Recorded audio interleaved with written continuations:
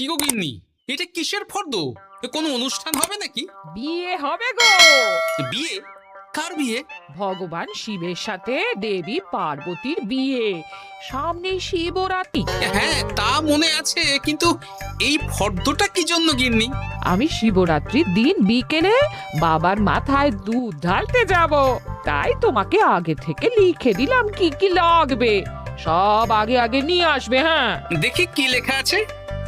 দুধ 1 সের, গঙ্গা জল, নারকেল, ঘি, মধু, দই, সন্দেশ, রসগোল্লা, আকন্দ ফুলের মালা, ধূপ, মোমবাতি, 108টা বেলপাতা, ধূত্র ফুল, নীলকণ্ঠ ফুল, লাল পাড় সাদা পাটের শাড়ি। ওরে বাবা, এত কিছু! হুম, এখন ওরে বাবারে মারে কিছু চলবে না, চলবে না। আর আগে থেকে লিখে দিয়েছি, আমি কোনো বায়না শুনবো না। হ্যাঁ, যদি না নিয়ে আসো তাহলে কিন্তু চলে যাব। হ্যাঁ, বলি, শিবরাত্রির দিন তো মেয়েরা বাবার মাথায় দুধ জল ঢালে বাবার মতন স্বামীর কামনায়। তা আমি তোমার স্বামী তো উপস্থিত, তাই এত কিছু। তোমার মঙ্গল কামনায় গো, তুমি আর বাড়তি কথা বলবে না। যা বলেছি সেদিন নিয়ে আসবে। হ্যাঁ, বেশ বেশ, ঠিক আছে বাবা, ঠিক আছে। তাহলে আমি এখনই যাই, সব দোকানে দোকানে বায়না করে আসি। সেদিন তো এইসব জিনিসের চাহিদা তুঙ্গে থাকে। হ্যাঁ, তা যাও, সেটাই বুদ্ধিমানের কাজ হবে। হ্যাঁ,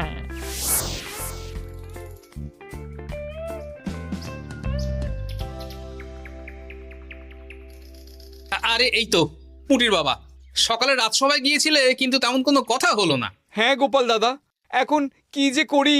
ঠিক আছে ঠিক আছে, আমি দেখছি কি ব্যবস্থা করা যায়, বুঝলে। ঠিক আছে গোপাল দাদা, একটু দেখো, বুঝতেই তো পারছো অভাবের সংসার। হ্যাঁ হ্যাঁ, কোনো চিন্তা করো না।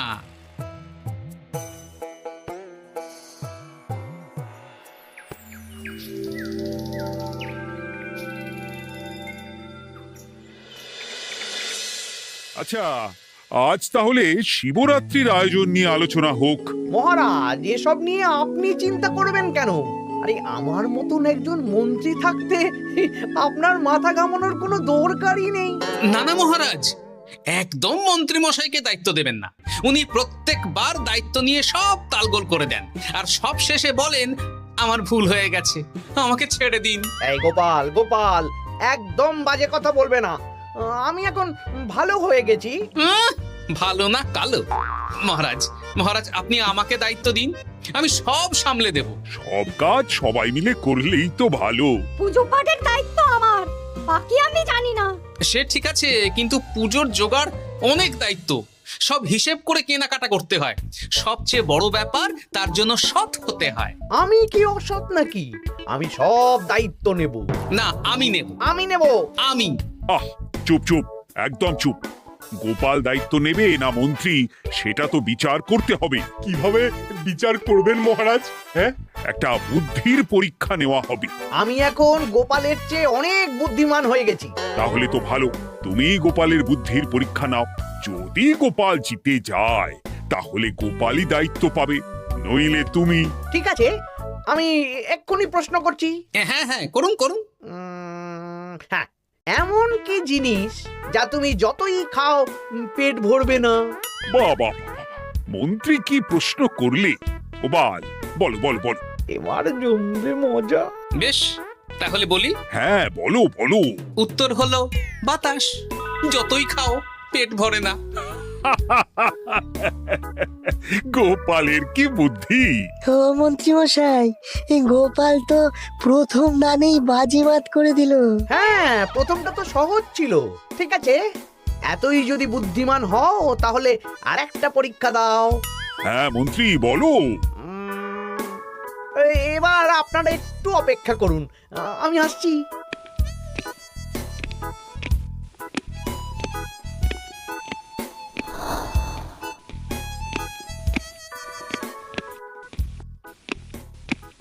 এই তো মন্ত্রী এসে গেছে, আবার হাতে একটা খাঁচা। এই নাও গোপাল, এই খাঁচায় একটি অদৃশ্য মুরগি আছে। তুমি যদি বুদ্ধিমান হও তবে এর মাংস রান্না করে আজ নৈশভোজে মহারাজকে খাওয়াতে হবে। যদি না পারো, দায়িত্বের দও পাবে না। বেশ, তাহলে দিন, আমি রাতেই আসছি, রান্না করে নিয়ে আসছি।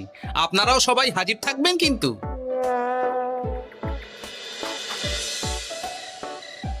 এই সেরেছে, গোপাল যে এখনো এলো না। গোপাল নির্ঘাত ফেসেছে। এই তো চলে এসেছি। এ কি গোপাল, তুমি তো খালি হাতে। মাংসের ঝোল রেঁধেও এনেছি। কই গোপাল, অদৃশ্য মুরগির ঝোল কোথায়? হ্যাঁ, কোথায় গোপাল? আহা, মহারাজ, অমন সুস্বাদু মুরগি আমি আগে কখনো খাইনি। আমি সেটা রান্না করে রাজপ্রাসাদের প্রধান ফটকের বাইরে রেখে এসেছি। মস্করা হচ্ছে? চলুন তো গিয়ে দেখি। হ্যাঁ, চলো তো।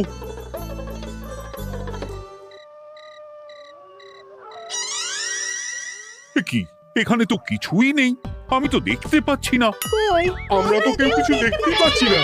কোথায় কোথায় মাংসের ঝোল? আরে মন্ত্রী মশাই, অদৃশ্য মুরগি রান্না করলে ঝোলটাও তো অদৃশ্যই হবে। আপনি দেখতে পাচ্ছেন না, মানে আপনার মনে পাপ আছে, নইলে আপনার চোখের সমস্যা। মহারাজ তো ঠিকই দেখতে পাচ্ছেন, তাই না মহারাজ? এই রে, গোপাল তো মোক্ষম জবাব দিয়েছে। হ্যাঁ হ্যাঁ, চমৎকার ঘ্রাণ বেরোচ্ছে। মন্ত্রী, তুমি দেখতে পাচ্ছ না কেন? ইয়ে না মানে ঠিক আছে, ঠিক আছে, পাচ্ছি, দেখতে পাচ্ছি। একটু ঝাপসা লাগছে, মনে হয় চোখ দেখাতে হবে। তার মানে গোপাল তো মন্ত্রী মশাইকে পরপর দুবার হারালো। আর একটা সুযোগ দিন মহারাজ, শেষ সুযোগ। বেশ, দিলাম। গোপালের কিন্তু বিশাল বুদ্ধি। মন্ত্রী, দেখো তো তুমি পারো কিনা, আর এটাই শেষ সুযোগ। মহারাজ, গোপাল যদি এতই বুদ্ধিমান হয়, তবে ও কি বলতে পারবে কাল ভোরে আমার মনে প্রথম কোন চিন্তাটা আসবে? এটা তো খুবই সহজ কথা। কাল ভোরে আপনার মনে প্রথম চিন্তা আসবে মহারাজ যেন দীর্ঘজীবী হন এবং রাজ্যের উন্নতি হোক। এই সেরেছে, এবার তো মহা ফাপড়ে পড়লাম। আমি যদি বলি না, এটা আমার চিন্তা ছিল না, তবে মহারাজের কাছে গর্দান যাবে। আর যদি বলি হ্যাঁ, তবে গোপালের বুদ্ধির কাছে আমাকে হার মানতে হবে। এই মন্ত্রী, বলো। হ্যাঁ, ঠিক বলেছ গোপাল, এটাই আমার চিন্তা ছিল। সাবাস গোপাল, সাবাস, কি তীক্ষ্ণ বুদ্ধি। তাহলে এই বুদ্ধির পরীক্ষায় বিজয়ী হলো গোপাল। জয় গোপালের জয়। তাহলে শিবরাত্রির পুজোর আয়োজনের দায়িত্ব এবার গোপালের। আমার আর কোনো চিন্তা রইল না। মহারাজ, গোপাল তো সব দায়িত্বই পেল, আমাকেও কিছু একটা দায়িত্ব দিন। আমিও একটা ঈশ্বরের সেবা করার সুযোগ চাই। আহ, তুমি তো হেরে গেলে। তাতে কি, ভালো কাজ করতে চাইছি, একটু সুযোগ দিন মহারাজ। বেশ, তাহলে তুমি গ্রামবাসীদের ভোগ প্রসাদ খাওয়ানোর দায়িত্বটা নাও। ধন্যবাদ মহারাজ। হ্যাঁ মন্ত্রী, মিলেমিশে কাজ করো, কিন্তু ঝামেলা করো না। না না, আমি সুষ্ঠুভাবে পালন করব। ঠিক আছে মন্ত্রী মশাই, তাহলে ওইটুকুই করুক, কিন্তু আমার কাজে কোনো বাধা দিতে আসবেন না। না না না, তোমার কাজে কোনো বাধা আসবে না। আমি ভোগ প্রসাদ বিতরণ, খাওয়া দাওয়া, এই সব ব্যাপারটা দেখব।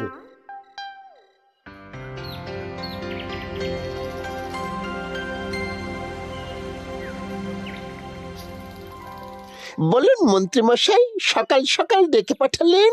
শোন বটা ঘটা, এবারে শিবরাত্রি উপলক্ষে যে ভোগ প্রসাদ জনগণের উদ্দেশ্যে বিতরণ হবে, তার পুরো দায়িত্বই আমার। তাতে কি, মহারাজ আয়োজন করেন আর সব রাজ্যবাসী বিনামূল্যে খেয়ে যান। সেই প্রথা এতদিন চালু ছিল, কিন্তু এবার একটু অন্যরকম হবে। কিরকম কিরকম? তোরা দুজন আমার নাম করে সব গরিব প্রজাদের কাছ থেকে ভোগ খাওয়ার জন্য চাঁদা তুলবি। শিব পুজোয় চাঁদা? হ্যাঁ দাদা, ইয়ে না মানে ঘটা, খুব সামান্য। বাড়ি আর দোকানগুলোয় যাবি আর মাথা পিছু 1 আনা করে তুলবি, কেমন? বেশ, তারপর বলবি ঢালাও খাওয়ানো হবে, এলাহি আয়োজন। আচ্ছা ঠিক আছে। তবে ভুল করেও কোনো রাজসভাসদদের বাড়ি থেকে বা মান্যিগণ্যি লোকের বাড়ি থেকে এই চাঁদা তুলিস না যেন। না না, বুঝতে পেরেছি, তুলবো না।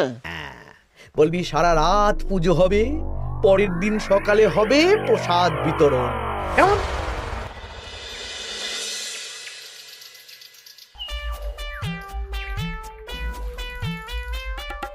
বলা, এবারে শিবরাত্রি উপলক্ষে যে পূজা হবে তার ভোগ প্রসাদ খাবে তো? হ্যাঁ হ্যাঁ হ্যাঁ, নিশ্চয়ই নিশ্চয়ই। এবারে সব দায়িত্ব মন্ত্রী মশাইয়ের, এলাহি আয়োজন। তা তোমাদের বাড়িতে কতজন সদস্য? আমি আর আমার গিন্নি দুজন। তাহলে দুয়ানা দাও, এক আনা করে দুজন। হ্যাঁ, আবার অর্থ দিতে হচ্ছে। হ্যাঁ, এলাহি আয়োজন, তাই এই সামান্য অনুদান। আচ্ছা বেশ, এই নাও দুয়ানা। চিন্তা করো না ভোলা, এমন খাওয়ানো হবে না। রাতের বেলা শিব পুজো আর পরের দিন সকালে জীব পুজো।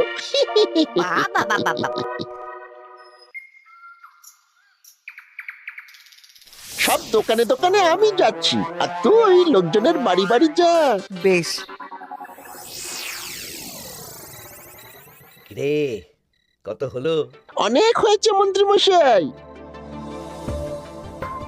এই দেখুন। বাবা বাবা বাবা, এক আনা করে নিয়েই তো থলে ভরে গেছে। হ্যাঁ, এবার হবে মাছের তেলে মাছ ভাজা। মহারাজও ভোগের আয়োজনের জন্য আজকে মোহর দিয়ে দিয়েছেন। তার মানে তো আপনার মুনাফাই মুনাফা, লাভই লাভ। আমাদেরকেও কিছু দিন। দেব, এখনো কাজ বাকি আছে।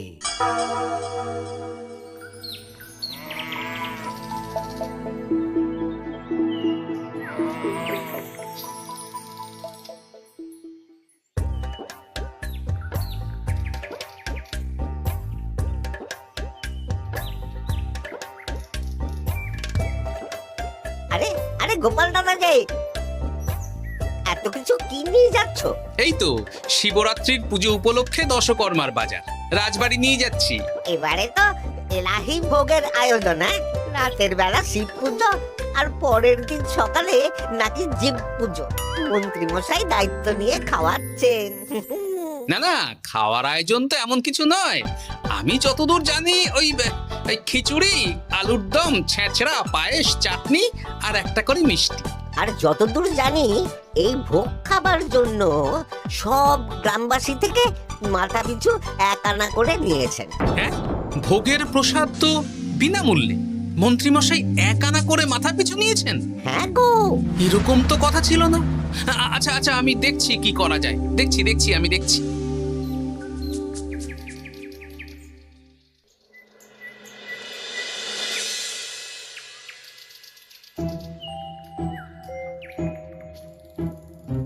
ভায়া, বলছি তোমার কাছে মন্ত্রীমশাই এসেছিলেন?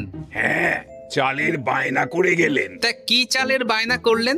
খুবই সাধারণ চাল, আমার দোকানে সবচেয়ে কম দামি চাল বলতে পারো। সে চাল তো আমি পুজোর দিন পাঠিয়ে দেব বলেছি। আচ্ছা, কেনাকাটার রসিদপত্র? না, সেসব হয়নি, শেষে দেব। শোনো, মহারাজের আদেশ, মন্ত্রীমশাই যে চাল বলেছেন তার থেকে 5 গুণ উৎকৃষ্ট মানের চাল দেওয়া চাই। যে চাল রাজা বাদশারাও খুব কম খান, সবচেয়ে দামি চাল। আচ্ছা, আর ডাল? ওটাও 1 নম্বর মানের সোনামুখ দেবে। বেশ। মন্ত্রীমশাই যা যা বায়না দিয়েছেন পরিমাণ এক থাকবে, শুধু জিনিসপত্রের মান বাড়বে। ঠিক আছে? আচ্ছা, ঠিক আছে। আর একথা মন্ত্রীমশাইকে জানানোর দরকার নেই, শুধু মোহরটা ওনার কাছ থেকে আদায় করে নিন। যেদিন খাওয়ানো হবে সেদিন বিকেলে যাবে, মানে শিবরাত্রির পরের দিন বিকেল। বেশ।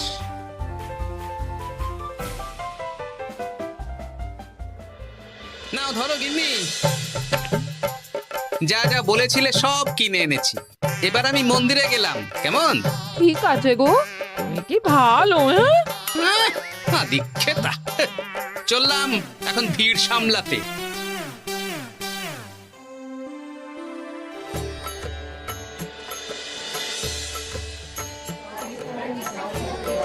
একটু সারিবদ্ধভাবে দাঁড়ান, আপনারও সুযোগ আসবে। বাবা কাউকে ফিরিয়ে দেবে না। দেখো মন্ত্রী, দেখো গোপাল কি সুন্দর ভিড় সামলাচ্ছে। ওকে তো এই জন্যই দায়িত্ব দেওয়া। হ্যাঁ, তাই তো দেখছি। ওম নমঃ শিবায়। হে ভোলানাথ, দেবাদিদেব মহাদেব সকলের কল্যাণ করুন। জয় দেবাদিদেব মহাদেবের জয়। হে ভোলেনাথ মহেশ্বর, মঙ্গল করো বাবা। জয় বাবা ভোলাদেব মহেশ্বরের জয়। তা তোমার শরীর এখন কেমন? এই তো বেশ ভালো আছি। সবই তোমার জন্য। তুমি না সাহায্য করলে ওই ওষুধ আমার পেটেই পড়তো না। না না, আমি তো নিমিত্ত মাত্র, সবই মহাদেবের ইচ্ছে। জয় বাবা মহাদেবের জয়। চলি গো। কাল ভোগ খেতে তাড়াতাড়ি চলে এসো।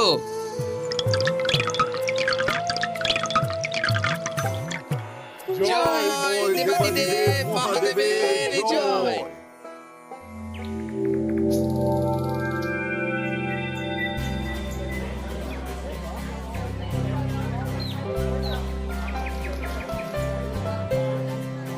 সত্যি মন্ত্রী মশাইয়ের ভোগের প্রসাদ পেয়ে মনটা ভরে গেল। কি সুন্দর রান্না, আর খাবারের গুণমান কি ভালো। তার ওপর রসগোল্লা কত বড় বড়। এত বড় রসগোল্লা খাওয়া তো দূর, বাবার জন্মে চোখেও দেখিনি।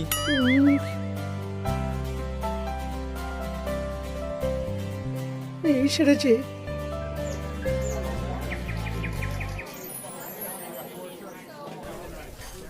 এই যে পাচক ঠাকুর, শোনো।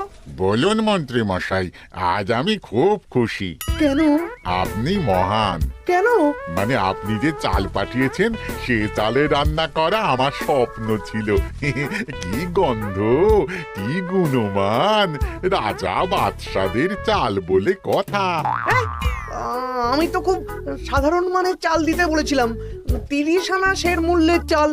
কেন, নবাব বাদশাদের ঘরে এই চালটা থাকে। তাই? কোথা থেকে এলো? কেন, চালের দোকান থেকে এসেছে। মিষ্টিও দারুণ, রসগোল্লা তো নয়, যেন যেন একেবারে বড় বড় রাজভোগ। কি আকার, কি গুণমান, কি স্বাদ। আহা, দেখুন দেখুন দেখুন। বাবা, ভোলা এত বড় রসগোল্লা দিয়েছে। ঠিক আছে, যা হচ্ছে হতে দে। আমি তো চিন্তায় পড়ে গেছি।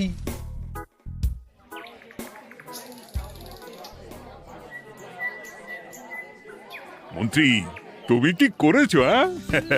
তোমার নামে তো সবাই সুখ্যাতি করছে। না না, এই আর কি। আমি যা অর্থ দিয়েছি এই আয়োজনের জন্য তো তার চেয়ে 5 গুণ বেশি মোহর লাগবে, কিন্তু তুমি কি করে করলে? মন্ত্রীমশাই সত্যিই ভালো হয়ে গেছেন। দেখো গোপাল, দেখো মন্ত্রী সত্যি বদলে গেছেন। সবই তো জনগণের সেবার জন্য।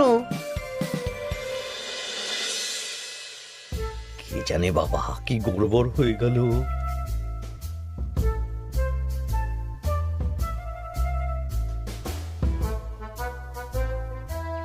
মন্ত্রী মশাই,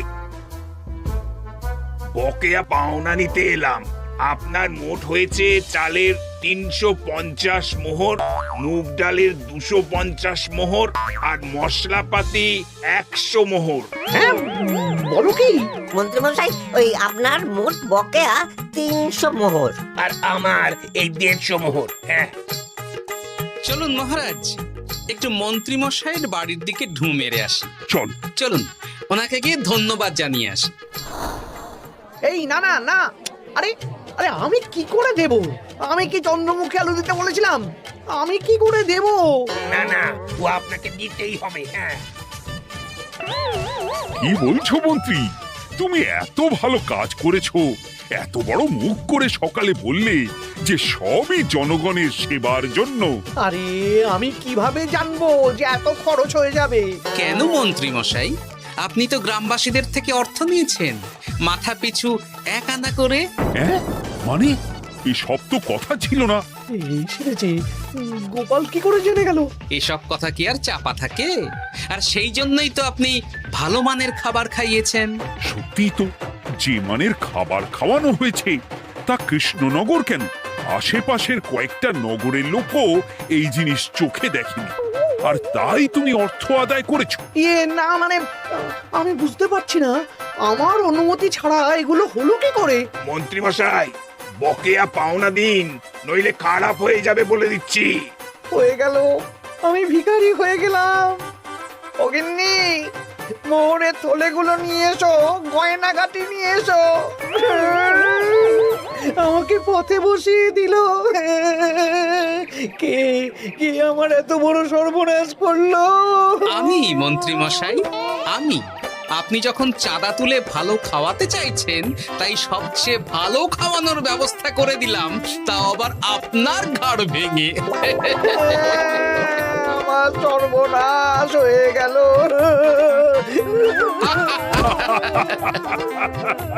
জয় মহাদেবের জয়।